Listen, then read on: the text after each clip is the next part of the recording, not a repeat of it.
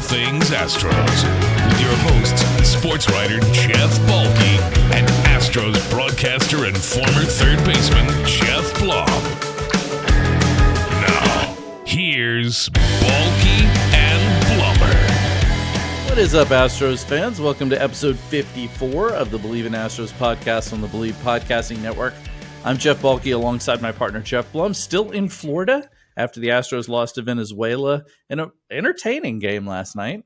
I didn't hear you say slapped on the broadcast, though, Blum. Oh, man. I was a little, I'm telling you, I was tempted to take last week when you said that slaps and turn it into a drop that we could use on future episodes. I may still. Yeah, that would have been outstanding. I think we need to make that happen. I think I'm going to make that happen for sure. We did have a weird glitch on the last show. I don't know if you caught that, but I did. It was strange. We were like out of sync by a few seconds. I did finally get it fixed. I didn't even notice it because it happened like 5 minutes into the thing. I mean, I did until I listened to it a little bit later, and I was like, "Oh God!" I was on my way to the gym, and I was like, Hey, "Son of a bitch!" It's never the carpenter. It's always the tool. So you can blame that on Riverside. Yeah, right. That was, and then, by the way, if you didn't hear it because I edited it out, but at the very, very end of the show, there's another tiny little glitch right at the end where it sounds like you go, "Hold it up." It's this crazy, it's this nuts sounding. You sound like a baby bird for a second. I was like, It's one of my secret talents. I figured so. You can find us on Spotify, Apple, Stitcher, and of course on YouTube. Be sure to like and subscribe to keep up with us, and give us a follow on Twitter at Believe in Astros. You can find me at Jeff Balke and Blummer at Blummer27, pretty much everywhere on social media. Be sure to leave us those reviews and 5 stars on Apple, even with glitch. If you haven't, please get that done. Obviously, send us your comments and questions. Love seeing them. Question today: is Jeremy Peña better in the 2-hole? We're gonna talk about that a little bit because it's come up, and I'm ready to rumble with anybody who disagrees with me. Just kidding. That's the beauty of baseball, man. Have those conversations. Exactly. So, how is sunny Florida? I know it's quite windy. Interesting game last night. Very high scoring affair. Lots of fun. Oh man. So when we last talked on our podcast about the first 3 games that we did in spring training, everything was about pitch clock, speed. It's uncomfortable. How is this going? And then all of a sudden we land in Florida, realize we're calling basically a WBC game between Team Venezuela and the Houston Astros.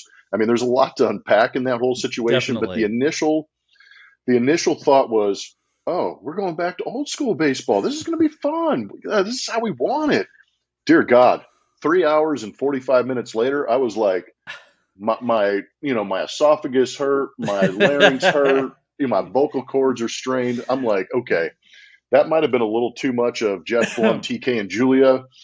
Let's bring back that clock a little bit, man. It was a harsh reality throughout 3 hours and 45 minutes. I don't know if you saw any of it. I did. I watched almost the entire thing. And we're going to talk about that. I actually have that on my list about the difference between the time because, I mean, there must have been 10,000 walks in this game on top of everything. I mean, it was just, and there were Astros pitchers pitching for Venezuela, which was fascinating. So we're going to talk about that a little bit. I definitely want to get your perspective. Let me put in a word real quick for our sponsor, Bet Online.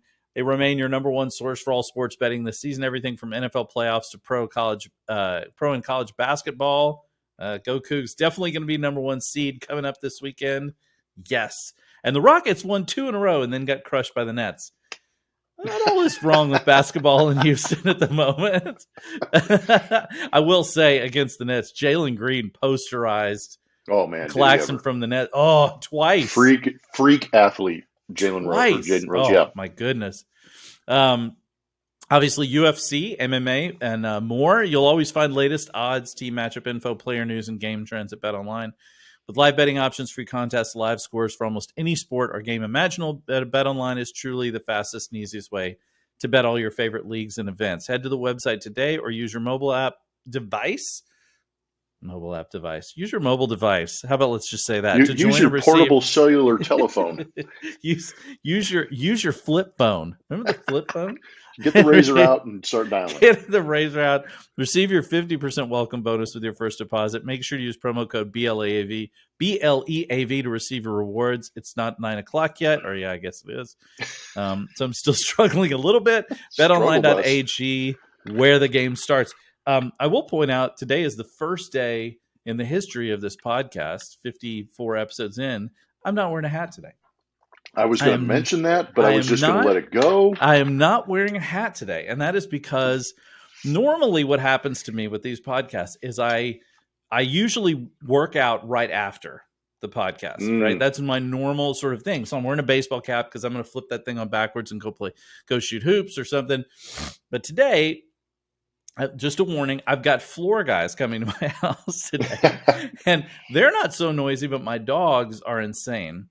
So I'm hoping they show up after we're completed with this. But yeah, so today I'm going sans cap. I've got the locks. Need a little trim. Got to call my boy Tom. And in honor of Team Venezuela, we call that show the pelo. So that's showing your hair. Show that flow. Better than showing your ass, I guess. I've done that before. Never mind. Yeah, well, haven't we all?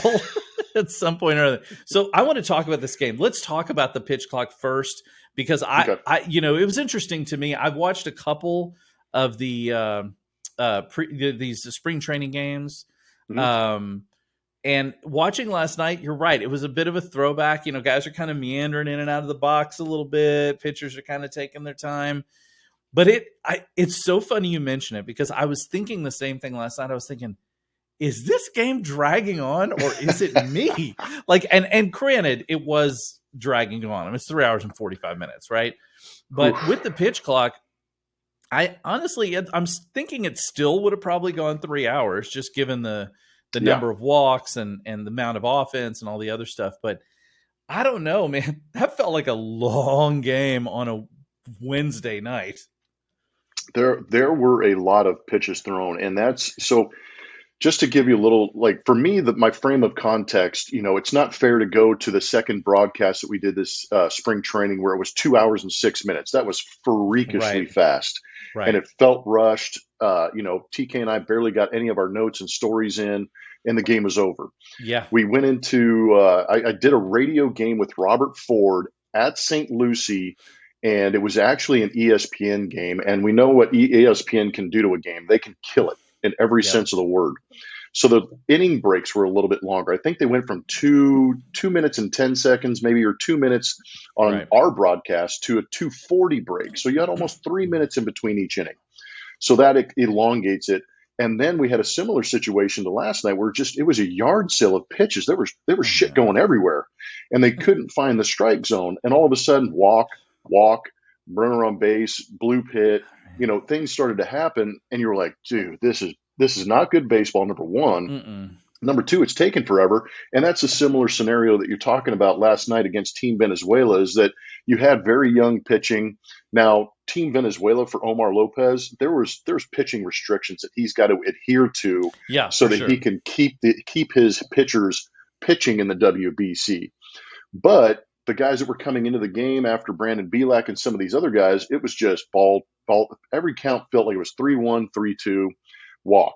3-1, 3-2, walk. I mean, the strike to ball ratio was way off last night, and that's what added to the extension of the game. So if you had a regular season game with no clock, that game might have been 3 hours, 3:10, 3:15. Yeah. But with the amount of walks that were going around, the pitches, the step offs, the mound visits, oh my gosh, it dragged out for a long time. It really did feel like a long game. I mean, and it was. I mean, it didn't just feel like one. It actually was one. But I just kept thinking when I was watching this, I was like, man, this is like a lot of these kids are getting a chance to play. A lot of, and some of them not that's a good kids, thing. But which is a great thing. But there was a bit of an almost little league vibe to it, because you had Astros pitchers throwing for Venezuela so they could have enough pitchers. So you got an Astros uniform against an Astros uniform, which was kind of odd. Yeah, it was like a game on the backfield, almost like a B game. Yeah, exactly. That's what it felt like. So it was pretty strange. Obviously, the strangest thing straight up Jose Altuve. Yeah. Playing against the Astros. I almost texted you last night and said it makes me equal parts happy and nauseous at the same time. Like, I'm happy for Jose Altuve getting to play for his country. It's got to be a great honor for him. But also I'm just like, I don't ever want to see him wearing another uniform. It just makes me kind of physically ill. Even though you're mentally prepared for it, and like you said, you realize it's for Team Venezuela. So you know that and you've heard Altuve talk about it. You get on the field and you see him smiling, talking to his countrymen, and he really seemed like he was in that happy place. And I kind of described it as like a 12-year-old all-star team. You get on that all-star team, and all of a sudden you're boys, and you're happy, you're laughing, everybody's really good, and you know you're going to play well. And he looked so happy. But like you said, when he came out in that dark maroon top color with the gold, and you kind of went, you're like, I know. I can't take it. It just doesn't seem natural. Oh, it did feel weird. But I should have sent you the picture, because I took a picture of him taking batting practice in that uniform. But I actually sent it to my daughters on a family chat that we have. And my daughters were like, I get it, but I don't like it. I heard you say that on the broadcast, that your daughters were not a fan of it. Yeah, I can understand. It was Julia posted like a video of Jose sitting in his sitting there wearing his uniform, and she's like, give me a smile? And he's just like, he does some stupid smile, and she's like, this is what classic. I have to deal with, whatever. But he's classic. It's just it was just super weird. Venezuela is good, man. It's amazing to me to think that team is still not probably like third or fourth on the list after the Dominican Republic, who is just, oh my gosh, stacked beyond stacked. I mean, I was looking at the lineup for them and the pitch. I mean, they beat the Atlanta Braves.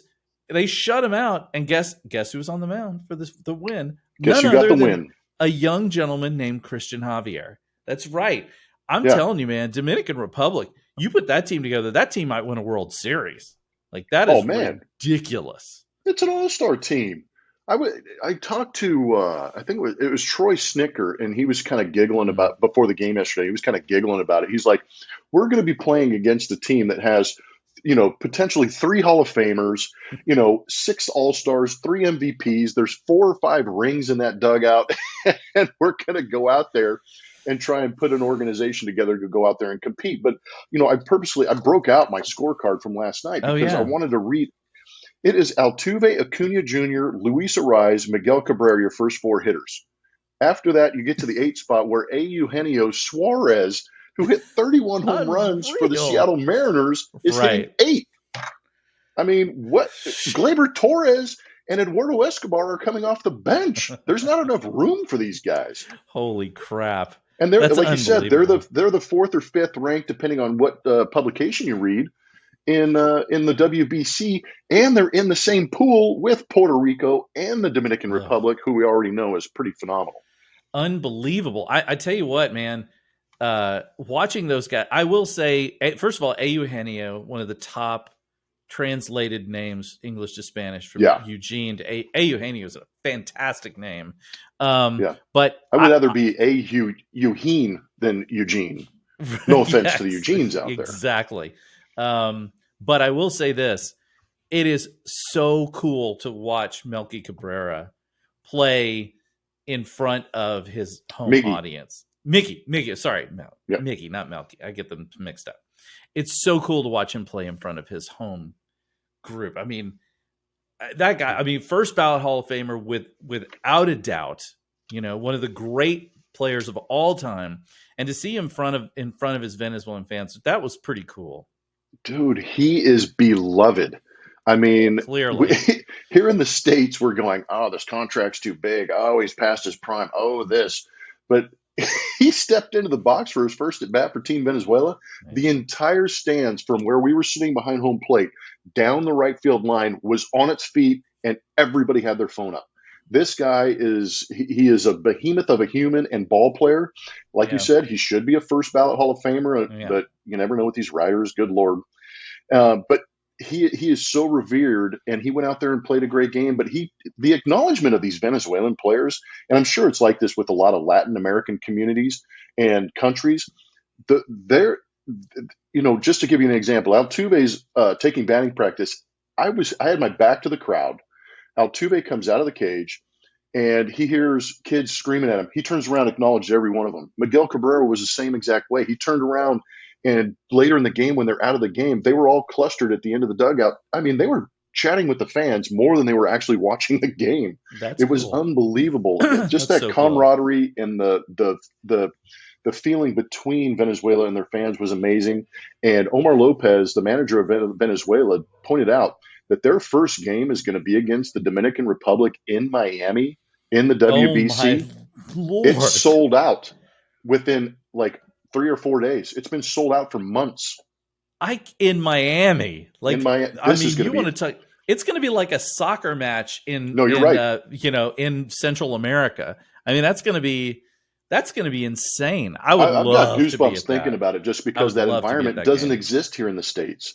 No. That is a winter ball Caribbean amazing atmosphere that's going to be there in Miami. It's going to be great. That's going to be spectacular. Also, just a quick mention: Justin Dearden with another hit. I mean, hey, his OPS. Is Dearden sneaking up on people? His OPS is 1,500 right now. Well, come on. He hasn't got. What's amazing about that? He hasn't hit a single yet. I know, he's slugging 1,000. Like, what? I mean, great, small sample size. We always caveat, but dude, like, that's a serious left-handed bat. You've got to start at some point. They're going to have to start thinking about it. At some point, you can't just ignore a guy hitting with a 1,500 OPS, even if it is just in spring training. Yeah, but to your point about Justin Dearden, he's making a big splash. The sample size is small. I don't think he's going to break camp with the Astros. I don't either. But I do think that if he has a month or two in Sugarland, then you're kind of like, okay, what is happening on our big league roster that we can actually get this guy into the big leagues? And that's where you're like, that's the issue he is creating in a good way. Yeah.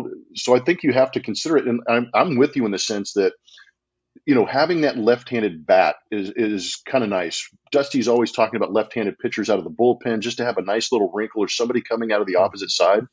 It would be nice if he also someday, I'm not saying immediately, but someday down the road actually had that left-handed power threat off the bench that could come out and do some damage.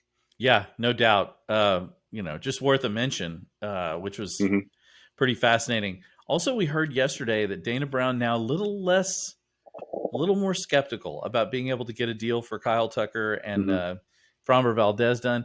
I mean, I know that's immediately like Twitter panic, but Twitter panics? What? Yeah, I know, right? But my thing is nobody should have thought any of that deal was going to get done. They're 3 years from free agency. Nobody's going to be pressuring anybody right now. Everybody wants to see if the market settles a little bit, which because it's just been explosive. That's the key point. Yeah, because of course this Kyle Tucker is going to want the moon, and Framber Valdez is going to want a boatload of money, and they're probably asking for because Dana Brown said straight out he didn't want to give out any 10-year contracts, and neither does Jim Crane. But he did say that Jim Crane might be willing to push it beyond 5 or 6 years, which is a first. It wouldn't hurt me if somebody went 7 years on a deal, but he's right. Like, you can't give a 30-year-old an 11-year contract, no matter what people are doing out there in the world. The Astros are different. They're a different ball club. They have to adhere to their standards. But I just think it's funny that there's all these people going, well, that's it. That's the end of it. It's over. It's like Kyle Tucker's going to be gone. Let's figure out how to trade him now. It's like, everybody just relax. That's all I can say about that. No, you need to relax. But it is an understanding with the Astros that they do have a different philosophy. They've been very successful, by the way, doing that philosophy, not giving out the 10, 12-year contracts. But it's also a recognition that your organization's doing well. There are several very young. We just spoke of Dearden. I think Jacob Melton. There's some other guys that have been drafted that are actually very good ball players that are seasoning themselves for the potential in 2 or 3 years to maybe take over if you don't get that extension done. Pedro Leon, Leon, we the haven't guy, even when he seen gets yet. healthy, you're 100% right. There are certain guys out there where I think the Astros are kind of hedging their bet, saying, we'll do our best to get the deal done. If it has to go to 7 years, maybe we'll do it. And if you think about it, with Framber Valdez and Kyle Tucker, even if it's 2 years left of arbitration, I'm not sure the exact numbers, but then you have them for 5 more years of free agency. And that's a pretty big chunk of their free agency that you have It them is. for. And it's kind of during that quote unquote prime, as far as analytics are concerned, from that 27 to 32 age that you have those guys for. So that's why you might extend to that 7 or 8 year deal. I think it's something you need to consider, but you nailed it when you said that the issue is the market. The market is out of freaking control right now. And I think a lot of baseball pundits are talking about that. As a player, you're going, hell yeah, let's boost this thing up and get paid, boys.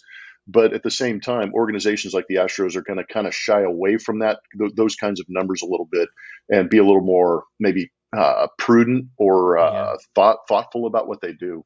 I think they're, as they should be. It's a business worked. still, and Jim runs businesses. He knows, and it's worked, right? I mean, if they were terrible, if they were flailing around, middling in the middle of the pack or something, it'd be one thing. They're one of the best teams in baseball for like 7 years running. So they don't need 4 to of those change 7. anything. They've been in the World Series and they've won 2 of them. They were 7 outs away from winning their 3rd one. Yeah, there's too much winning right here to argue with what the Astros are actually doing. Yeah, that's exactly right. And look, they survived the loss of Correa. They survived the loss of Springer. They survived the loss of Garrett Cole. I mean, you can run down the line, and it's part of the game. It's part of the game. That's why you have to develop players. I mean, that's part of the deal in baseball. You're always having to look ahead to what the next thing is. This is not like, say, football, where you squeeze every ounce out of a guy and then you cut him because it's such a violent sport. This is a deal where you have to be smart about where you spend and how you spend, and understand that some guys are going to be more long-term players and some guys that you just can't. And so I think they're doing what they have to do. I think it's smart. Speaking of smart, is it smart for Dusty to straight up say that Michael Brantley is his number 2 spot? I had a little discussion with a couple of guys who have another Astros podcast on Twitter. My argument, and we'll see if we agree on this one, Blummer. My argument is that, and we've touched on this briefly in another podcast, Michael Brantley has hit, other than last year when he was in the injury-shortened season, he's hit 300 every single year. He's hitting 363. He's got 363.70 on base percentage, consistently over the course of the last 5 seasons. I mean, the guy is basically a hitting machine. And in the 2 spot in the lineup, that's what you want. You want guys that are table setters. You want guys that are going to get on base and have the ability to be driven in by other players. Now, the argument by the other guys was, well, you want Jeremy Peña to get on base because he's going to have a better chance of stealing bases once he's there. Okay, kinda, but you have to get on base first, number one. You actually have to get there. And the problem with Jeremy Peña is not that I don't think he's great. I do. But I still think Jeremy Peña has something to prove in terms of his hitting consistency. He's only played in the majors for 1 season. Yes, he had an incredible run towards the end of the year. And as they pointed out, he had an over 800 OPS when he was batting second. But you've got to be able to prove that you can be consistent in any position in the lineup if you are going to be a legitimate superstar in baseball. And Peña just hasn't done that yet. Brantley's done it consistently. Now, look, if Brantley slips at all, or if there's any kind of issues, you just slide Peña right back in there. Cool. But until then, I don't blame Dusty for making that choice, frankly. Your thoughts? No. There's parts I agree with. There's parts I don't. I actually watched a little bit of that video trying to understand a little bit more because, and again, the beauty of baseball is that you can have these conversations. Yeah. And agreed. the civil discourse should be a little more prominent in our everyday life to have those conversations if you want some life advice. But baseball's great because you can have these opinions, and they're not wrong in thinking that Jeremy Peña can be a successful 2-hole hitter. We saw that. He is very good. But my question to them would be, Is Jeremy Peña a speed guy or is he a power production guy? He can do That's a good both, question. but is he going to be hitting in the two hole to steal bases? I don't think that's why you put him in the 2-hole to steal bases, because how often is he going to really try and take the chance and risk being thrown out when you have Yordan Alvarez, Alex Bregman, Jose Abreu, Kyle Tucker, some of these other guys hitting behind him? It's going to be less Right. of a green light. I think he has more of a potential to steal bases later in the lineup, hitting 6th or 7th, because you're going to have Chas McCormick, Jake Myers, Martin Maldonado, some of these other guys hitting behind him, where he can risk it a little bit more and get himself into scoring position. Because when you're standing at first base with Yordan, Jose Abreu, Kyle Tucker, you are in scoring position. Yeah. And it's you're one swing away. So why would you sacrifice the potential out to run? Now, you talked about Michael Brantley hitting in that second spot. He is revered. He is intimidating in the box to opposing pitchers. They pitch him a little bit differently. He's going to work counts, and you put him in that 2 spot, and Alex Bregman in that 3 spot. Breggy's a guy that's going to get on base. You have the potential to have 2 guys on base immediately, and then have Yordan Alvarez up. Or let's say that Alex Bregman makes an out, which he will, and you have Michael Brantley at first base. There's no shift anymore. You have a runner at first base, the first baseman's holding that runner on, and you have the second baseman trying to find a spot to knock down a 115-mile-an-hour ground ball or line drive. If Jeremy Peña takes off and goes to second base with 1 out, guess what? All of a sudden, that first baseman's not holding anybody on. I would rather have Michael Brantley getting on base at a 360 clip and keeping that first baseman from fielding his position and opening up that field that much more for Yordan Alvarez. I know that their theory makes sense with, steal, and all of a sudden he's in scoring position, but you are in scoring position at first base for me with Jeremy Peña. And Jeremy Peña's power production later in the lineup gives me some hope when you do get down to the Chas McCormicks and Martin Maldonados. Yeah. In driving himself in getting on base and stealing and allowing a base hit to drive him in from second base. For me personally, I'm putting Michael Brantley in the second spot. I think it really adds some length and some depth to your lineup, and having him hit behind Jose Altuve, seeing more pitches and kind of invigorates me a little bit too. Yeah, no doubt. And a lefty bat at that, being able to stagger those lefties throughout the lineup is something Dusty wants to do. That's a really good point, Blummer, about taking more risks when you're further down in the lineup. In that sense, you probably will take risks with Chas McCormick behind you, because if you take a risk to steal second, then you don't have to worry about getting the double plays no longer in order. So that's another good point. And if you're on and McCormick and Maldonado both get taken down, well, guess who's up? Jose Altuve's next. And you're in scoring position for Jose Altuve, right? So I will say this too. Robert Land and Sean Bajani, who do that show, really good dudes, and it's a very good podcast. So I don't disagree with a lot of what they say. But in this case, the other thing is, I just don't think we're going to have the explosion of steals that people think we're going to have. I think we're going to have more steals, but I think the percentage of more steals is still going to be relatively small. We're not going to jump from guys like, oh, that guy stole 15 bases last year, now he's suddenly going to steal 35. I don't think anything like that's going to happen. The base is, it's 6 inches bigger. Great. It's going to help certain guys. I think we both agree Kyle Tucker is going to steal a few more bases. But we're talking about Kyle Tucker going from like 25, 26 to 30, not like going to, he's not going to 40 or 50 all of a sudden. Yeah. This is an incremental change. And I think the philosophy still too, analytically, is steals are still a risky proposition. Oftentimes they're fun. Yeah. The data exciting. Doesn't like it. No, the data. The risk reward for like stolen bases in the analytic world is not worth it. No, it's not, because if you do get out, then you're out, and you're taken off the base, and it's a problem for in a lot of those analytical situations. So okay, we're on the same page about that. I always love the conversation, though. Yeah, no, I'm with you. I like the idea and argue for it, because the Astros, I would almost put not just the numbers of Jeremy Peña, but the win-loss record when he was hitting in that second spot. But you didn't have the option of Michael Brantley. When you have the option of Michael Brantley, maybe Jeremy does a better job later in the lineup. I don't know. We'll have to wait and see. And Brantley's not going to play every day, probably. So there will be opportunities for Peña to hit in that second spot, no doubt about it. We'll have some ability to compare and contrast the two of them and see kind of, how they do in those spots. We don't know. It's a long-ass season, Plummer. It's going to be a long season. I mean, and let's be honest, the worst-case scenario is Jeremy Peña moves back to the second spot. Right, exactly. That's exactly right. Worst case scenario is not that. Not Jeremy Peña in the second spot. How terrible. Okay, last thing I want to go over is I want to talk a little bit about our backup catchers because we haven't really dug into them too much yet. I feel like we've gone far enough into this spring training that we can see some of their numbers. So it seemed like going into spring training that Yanier Diaz had a bit of the edge, but mainly because of his ability at the plate.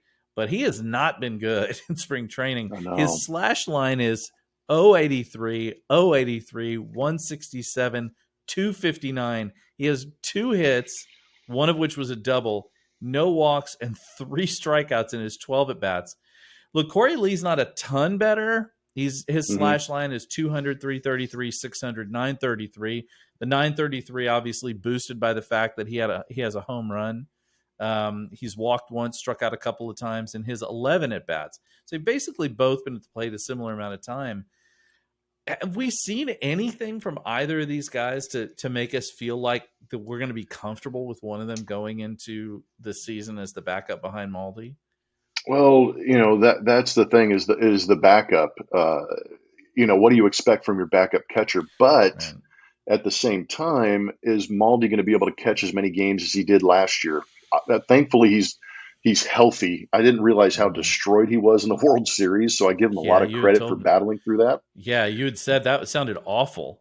Honestly. Man, sports hernias, broken hands. I mean, he had a lot going on, but he's healthier. He's lost a little bit of weight, so I think he came in with the idea of I'm going to be 100% healthy, at least for a couple of games in spring until you break down again, because that's just how baseball works. But he's going to, lose a little bit more weight. So I think his incentive was I'm going to play a little bit more and be in better shape. So credit to Martin for doing that. So you're thinking about your number 2 catcher. Who's going to be that guy? And it might be the guy that's more adaptable to the situation. Does Yanier Diaz need more grooming at the plate? Does Korey Lee need more grooming behind the plate as opposed to standing at it? There's a lot of things going into this, and it's still early. There's plenty of spring left to correct or adjust what these guys are doing. But I've seen Korey Lee look better at the plate right now. The swings are a little more aggressive. He could be better at pitch selection, but he's swinging the bat with a little more intent than Yanier Diaz is for me. I feel like Yanier's trying to get hits instead of trying to hit the ball hard. And that's where maybe a little bit of the difference is. Korey Lee looks very comfortable behind the plate. It looks like he's really worked at trying to pitch frame and trying to work with pitchers, whereas Yanier's got that natural ability to get back there and show the cannon. But you're right. Right now you're kind of going, which one is it going to be? Nobody's really jumped out. Keep an eye on Cesar Salazar. I think he caught Urquidy on one of our games, and he looked very good behind the plate. I don't know what his options are, or if he's even on the 40-man, but he's one of those guys that actually looked really good behind the plate, played a little bit better, and it might be because he's more relaxed because he's not really in that picture, so to speak. But there's some question marks behind that plate right now, and who's going to be the number 2. Yeah, it's really and again, we are. I remember a few years ago I was listening to some sports radio station here in town, and it was during the playoffs, the NBA playoffs, and it was on like a Sunday, and so it was during the NBA playoffs. So I figured they'd be talking NBA playoffs. No, they were talking about who was going to be the backup quarterback for the Texans, and I remember thinking to myself, guys, come on. I mean, I know that football is king around here, but it's not just that you're talking about a situation. You're talking about the backup situation. So in this case, it's like there's a little bit of that here too. I mean, we're talking about the backup catcher.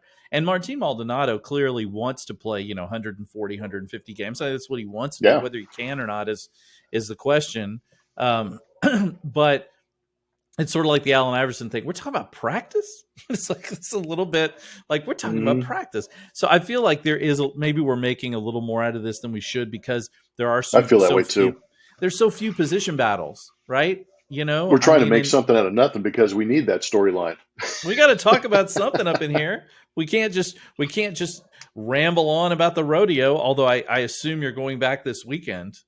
Well, I've got 2 or 3 more trips coming. Yeah. So we can't just so we got to talk about something. I agree with you. I think a lot of it will shake out before the end of spring training. But it's interesting to see where they're at right now, because right now, man, Yanier, he looks rough at the plate right now. He just looks kind of lost. Well, and the beauty of what's going on right now too is that Martin's playing for Team Puerto Rico, so this is really about a week and a half period where you can really just shove those guys into it and say, look, Martin's not here. Go play. Yep. Go figure it out. And I think that's kind of where Dusty's at with these guys. He's just going to put them in there, let them play. They either figure it out or they figure out what they need to work on, and they do. Yeah. Well, you see, Dusty said he's going to play them even together a bunch. Just put one of them at DH. Put one. Do whatever you got to do. I agree. Get them as many at bats as possible. Let them fight it out. Competition's a good thing when you're in spring training or anything like that. It's so hopefully they'll figure it out, and we'll soon find out what's going to happen. Look, March 30th is. I mean, we're talking 21 days. We're 3 weeks. You're on the clock. That clock is ticking. 3 weeks from opening day. I mean, it's just ridiculous right now. So, thanks everybody for joining us again this week. Blummer, what do you got planned this weekend? I feel a rodeo trip is in your future.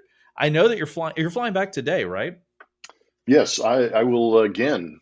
We did this last time we recorded a podcast. I will pack my small bag. I will take Julia and TK to the airport with me, and we will be on the same flight going back to Houston, Texas, where I will go to a dentist appointment on Friday. And exciting! I'll be at a rodeo at 2 or 3 times. I know Cody Jinks, Cody Johnson, Chain Smokers are the 3 that I know of, and I'm sure my daughters will probably spring another trip or 2 on me to get to the rodeo. Man, y'all, the rodeo should be sponsoring you. Just, as much as all I want is to ride in on the horse. That's all. I just want to ride into the arena on the horse with the flag. Yeah, just be like, and spike. No, I don't know. I'm just kidding. That is. Look, have you ever ridden a horse? I have, and I feel at this point in my life, I'd feel terrible for the horse having to bear the weight of me on its back.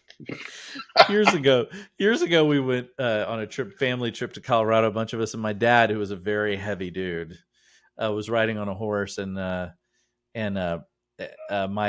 uncles, my dad's brothers, were merciless. So as family should be.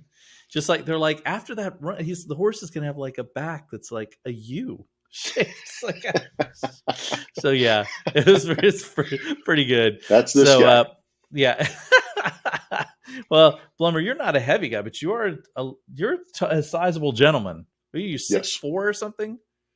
Yeah, I'm 6'4", pushing about 240 right now in late in my life. I would love to say it's all muscle, but we know that ain't right. You can say that. We're on a podcast. People only see you from the shoulders up. I was going to say, as long as I sit like this, we're good.